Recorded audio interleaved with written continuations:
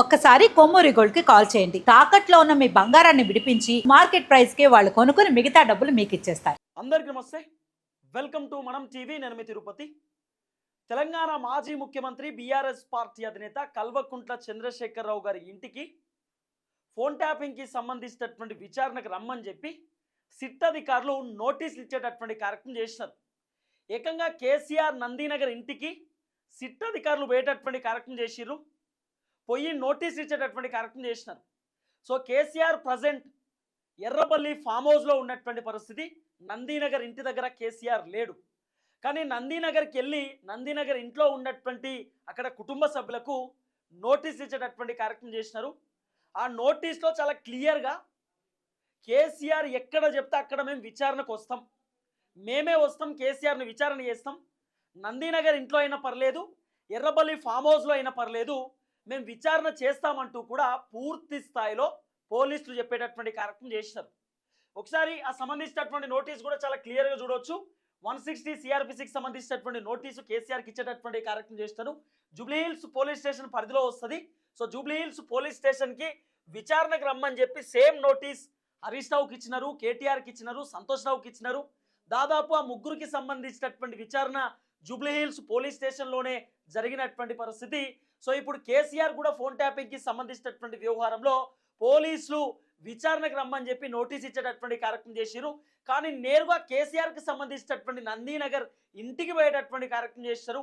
ఇంటి దగ్గరికి పోయి వాళ్ళ కుటుంబ సభ్యులకు ఈ నోటీస్ అందజేసేటటువంటి కార్యక్రమం చేస్తారు. సో రేపు విచారణ కొనసాగేటటువంటి కార్యక్రమం జరుగుతూ ఉంది. రేపు విచారణ ఉన్నటువంటి నేపథ్యం. దాదాపు 30వ తారీఖు 1వ నెల 2026 రేపు విచారణ ఉంది.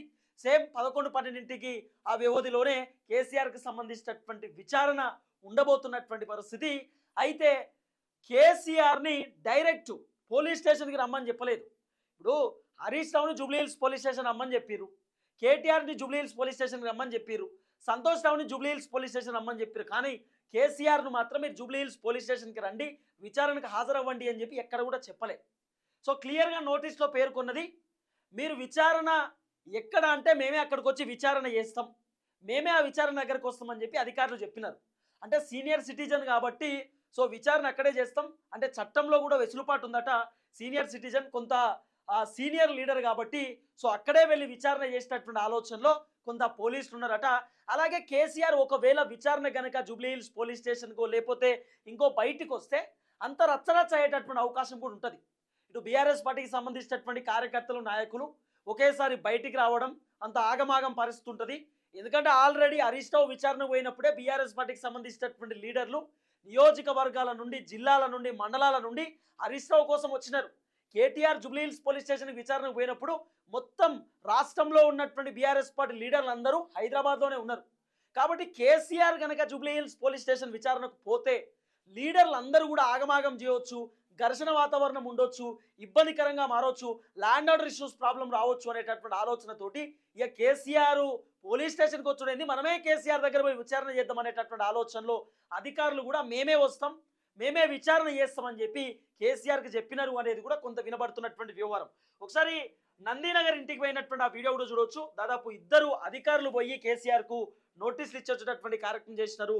సో దాదాపు 2-3 పోయినారు. పోయి నందీనగర్ ఇంటికి వెళ్ళి నందీనగర్ ఇంట్లో ఉన్నటువంటి కేసీఆర్ కుటుంబ సభ్యులకు ఆ నోటీస్ అందజేసిరు. ఒకవేళ కుటుంబ సభ్యులు లేకపోయినా కేసీఆర్కి సంబంధించినటువంటి ఆ ఇంట్లో ఎవరైనా ఆఫీసర్స్ ఉంటే, అంటే కేసీఆర్కి సంబంధించినటువంటి టీం ఎవరైనా ఉంటే, పిఆర్ఓనో లేకపోతే ఇంకితరులు ఎవరైనా ఉంటే వాళ్ళకు నోటీసులు అందజేసేటటువంటి కార్యక్రమం చేశారు. ఇప్పుడు ఈ వీడియో సోషల్ మీడియాలో విపరీతంగా వైరల్గా మారినటువంటి పరిస్థితి.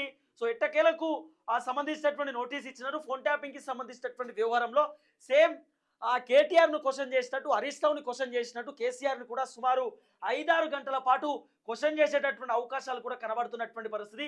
ఇక్కడ కూడా మీడియాను లోపలికి రానిచ్చేటటువంటి కార్యక్రమం చేయలేదు. కానీ ఆఫీస్కి వెళ్ళి కింద కేసీఆర్కి సంబంధించినటువంటి ఇంటి దగ్గర కింద ఒక చిన్న ఆఫీస్ ఉంటుంది. ఆ ఆఫీస్లోకి వెళ్ళి ఆ నోటీస్ ఇచ్చినట్టు వాళ్ళ కుటుంబ సభ్యులకు ఇంటిమేషన్ చేయండి, కేసీఆర్ కూడా చెప్పండి అంటూ కూడా ఆ అధికారులు నందీనగర్ ఇంటికి వెళ్ళేటటువంటి కార్యక్రమం చేశారు. సో ఈ ఇన్ఫర్మేషన్ ఇప్పుడు కేసీఆర్కి అందజేసేటటువంటి కార్యక్రమం చేశారు. రేపు కేసీఆర్కి సంబంధించినటువంటి విచారణ ఉండబోతా ఉంది ఫోన్ ట్యాపింగ్కి సంబంధించినటువంటి వ్యవహారంలో. సో కేసీఆర్ని కూడా రకరకాల ప్రశ్నలు అడిగేటటువంటి కార్యక్రమం చేయబోతా ఉన్నారు. అంటే ఎర్రపల్లి ఫామ్ హౌస్ వేదికగానే ఫోన్ ట్యాపింగ్ జరిగిందట. ప్రగతి భవన్ వేదికగానే ఫోన్ ట్యాపింగ్ జరిగిందట.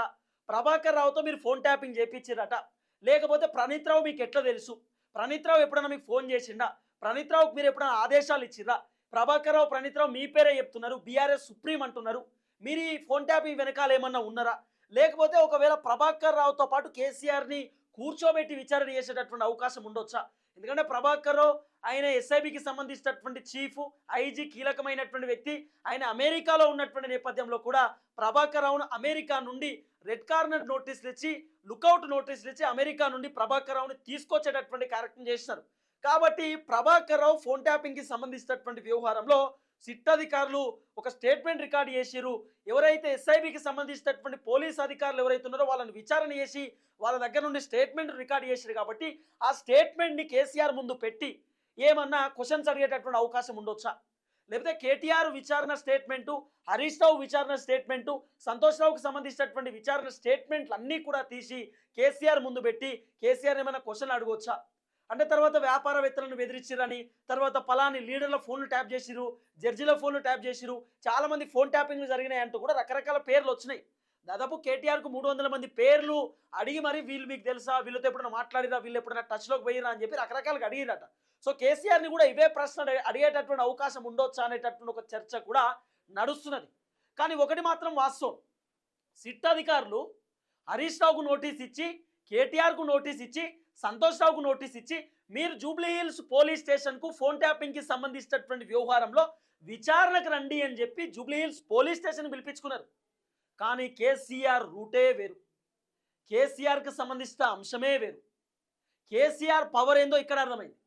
కేసీఆర్కు సిట్ అధికారులు నోటీస్ ఇచ్చి, సార్ మీరు జూబ్లీ హిల్స్ పోలీస్ స్టేషన్కి రావాల్సిన అవసరం లేదు, మీరు ఎక్కడ విచారణ అంటే మేమే అక్కడికి వస్తాం, మీరు నందినగర్ ఇంట్లో విచారణ అంటే మేమే నందినగర్కి వస్తాం, ఎర్రబల్లి ఫామ్ హౌస్లో విచారణ అంటే మేమే ఎర్రబల్లి ఫామ్ హౌస్కి వస్తాం, మీరు ఎక్కడ విచారణ పెడితే మేము అక్కడికి వస్తామని చెప్పి సిట్ అధికారులు కేసీఆర్ చెప్పిరట. ఇదే కేసీఆర్ రేంజ్.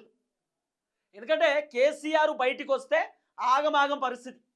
కేసీఆర్ కనుక సిట్టు విచారణకు పోలీస్ స్టేషన్కో లేకపోతే ఇంకేదైనా ప్రభుత్వ కార్యాలయానికి పోతే బీఆర్ఎస్ పార్టీ కార్యకర్తలు రచ్చరచ్చ చేస్తారేమో, ఆగం చేస్తారేమో, ఇబ్బంది అవుతుందేమో, లా అండ్ ఆర్డర్ ఇష్యూ అవుతుందేమో అనేటటువంటి ఆలోచనతోటి సిట్ అధికారులు లేదు లేదు మీరు ఎక్కడ చెప్తే అక్కడే మేము విచారణ చేస్తామని చెప్పినట్టుగా కూడా కొంత వినబడుతున్నటువంటి వ్యవహారం. ఇంకోటి ఏంటంటే కేసీఆర్ సీనియర్ లీడర్ కాబట్టి, సో కొంత సీనియర్ సిటిజన్ కాబట్టి ఇబ్బంది కావద్దని చెప్పి కేసీఆర్ వాళ్ళ ఇంటికే పోవాలనేటటువంటి ఆలోచనతో కేసీఆర్కు విచారణ మీరు ఎక్కడంటే అక్కడే చేస్తామని చెప్పి సిట్ అధికారులు చెప్పినట్టుగా కూడా కొంత వినబడుతున్నటువంటి వ్యవహారం. సో ఎట్టకేలకు కేసీఆర్ కూడా ఫోన్ ట్యాపింగ్కి సంబంధించినటువంటి వ్యవహారంలో నోటీసులు జారీ చేసినటువంటి పరిస్థితి. దాదాపు ఈ నెలలో మొత్తం అంటే ఈ జనవరి నెలలో సో కేసీఆర్కి సంబంధించినటువంటి కుటుంబ సభ్యులను విచారణ చేసే కార్యక్రమం చేసిరు. దాదాపు హరీష్ రావు, కేటీఆర్, సంతోష్ రావు ముగ్గురికి సంబంధించినటువంటి విచారణ కంప్లీట్ అయింది. సుమారు 7 గంటల పాటు ఒక్కొక్క లీడర్ని 7 గంటల పాటు విచారణ చేసిరు అధికారులు. సో ఇప్పుడు కేసీఆర్ని ఎన్ని గంటలు విచారణ చేసినటువంటి అవకాశం ఉండొచ్చు? సో కేసీఆర్ విచారణ కూడా 2 కెమెరాలు పెట్టి సో స్టేట్మెంట్ రికార్డ్ చేయవచ్చు. తర్వాత ప్రభాకర్ రావుకి సంబంధించిన స్టేట్మెంట్, ఫోన్ ట్యాపింగ్లో ఉన్నటువంటి వ్యక్తుల స్టేట్మెంట్లు రికార్డు చేసిరు. కాబట్టి ఆ స్టేట్మెంట్లను కేసీఆర్ ముందు పెట్టి కేసీఆర్ని క్రాస్ ఎగ్జామినేషన్ చేసేటటువంటి అవకాశాలు కూడా ఉండొచ్చు అనేది కొంత వినబడుతున్నటువంటి చర్చ. సో కేసీఆర్ సమాధానం మీకు తెలుసు ఎట్లా చెప్తాడో. సో కేసీఆర్ సంబంధించినటువంటి విచారణ అయిపోయిన తర్వాత రేపు సాయంత్రం లేదా ఎల్లుండి పొద్దున కేసీఆర్ ప్రెస్ మీట్ పెట్టేటటువంటి అవకాశం ఉండొచ్చుగా కూడా కొంత వినబడుతున్నటువంటి వ్యవహారం. ఏది ఏమైనా కూడా సిట్టుకు సంబంధించినటువంటి అధికారులు నోటీసులు ఇచ్చినటువంటి పరిస్థితి. సుమారు సంవత్సరం నుండి ఈ ఏదైతే ఫోన్ ట్యాపింగ్కి సంబంధించినటువంటి అంశం ఒక సీరియల్ ఎపిసోడ్ లెక్క నడిపిస్తున్నారు. ఓ సీరియల్ లెక్కనే ఫస్ట్ కేటీఆర్ ఉన్నాడని, హరీష్ రావు ఉన్నాడని రకరకాల చర్చలు వచ్చినాయి. సీల్ కట్ చేస్తే ఇప్పుడు కేసీఆర్ కూడా సిట్ అధికారులు నోటీసులు ఇచ్చేటటువంటి కార్యక్రమం చేసిరు. సో కేసీఆర్ పోలీస్ స్టేషన్కు పోకుండా కేసీఆర్ ఎక్కడ విచారణ అంటే అక్కడికి మేము వస్తామంటూ కూడా వాళ్ళు నోటీసులు పేర్కొనేటటువంటి కార్యక్రమం చేసినారు. సో చూడాలి, మొత్తానికి విచారణకు సంబంధించినటువంటి వ్యవహారంలో రేపు జరగబోతా ఉంది.